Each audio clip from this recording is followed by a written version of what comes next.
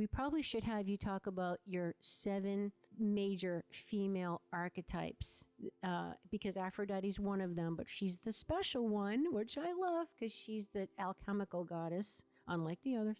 So maybe if we ask our audience to just hold off on that so you can give a little background as to even what a goddess is and the 7 primary ones that you've discovered in your work that most women identify with. Well, when I wrote Goddesses in Every Woman, I took the primary Greek goddesses and put them into 3 categories. And the Greeks themselves only had 2 categories. And one of them was just the ordinary feminine. But there were 3 goddesses that were in a special category called the virgin goddesses. And this was Artemis, Athena, and Hestia. And these are the qualities in women in which some part of them stays virginal. That is, no matter what happens to them, there is still some untouched part that is one unto itself. That's kind of the virgin goddesses. And each of them have their own history and their own talents and own qualities and stuff. And when I go into that, but all the rest of the goddesses and human women in Greek mythology are all potential victims of the male gods in Greek mythology. So you think, well, here are these 3 goddesses that stay virginal. Now in women, real women, that part of her stays virginal, but she could be sexual. She could be vulnerable. There are other parts of her too, so that the point is to sort of know yourself better by knowing what the actual patterns can be, and you become the expert once you know what the patterns are. Mm-hmm. So, and the good and the bad, like to your point, that there's good and bad to every archetype. For you to be aware is empowering.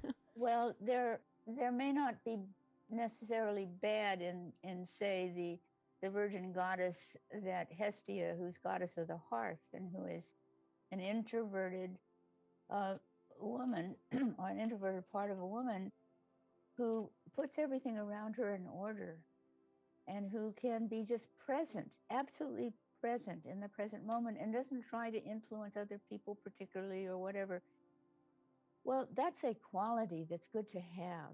But to get along in this social world, in this competitive world, you'd better start having those other archetypes present as well. So I'm just suggesting to people that want to know parts of themselves that it's helpful to know qualities, because most every archetype has a shadow.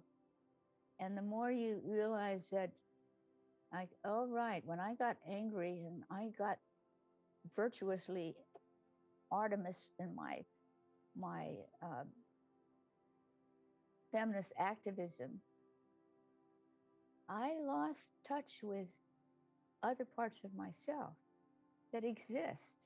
So that's really the point of knowing the goddesses in every woman, or the archetypes in every woman, is to know yourself better. Yes, and you make a very important distinction in your work. There's a difference between archetypes and stereotypes, and the stereotypes being the roles that society and culture, our parents, whatever, kind of expect of us. And a lot of us lose who we really are meant to be, and to be able to self-actualize, because we go down the path of trying to be the good girl and what people expect in the stereotype, and we're really not being true to our soul, which might be a different archetype, like a woman that really is an Aphrodite, but was grown up with a doctor family, and she was more of a Athena. And that's, not true to her nature. So she never gets truly fulfilled and feels joy in her life. Maybe is that possible? But see, these days it's quite possible to live into your 80s and 90s even. Yeah. Or at least 60s and 70s. And in the culture in which women are supposed to only be carriers of new life, mothers, wives, that's the role that women are supposed to be, or limited to. Mm-hmm. Now we are in a time that actually began in the United States towards the end of the 1960s. And the 70s was the decade of the women's movement. And that was also an angry movement, because as well as a creative movement, because women began to realize that they had been put in certain categories and were not allowed to grow into who they could really be.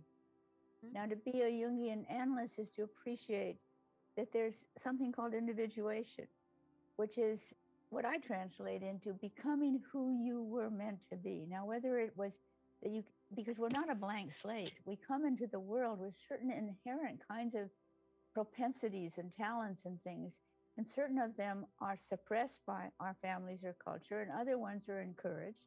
But they're there. They're there to grow into to ourselves, to become who we are or could be.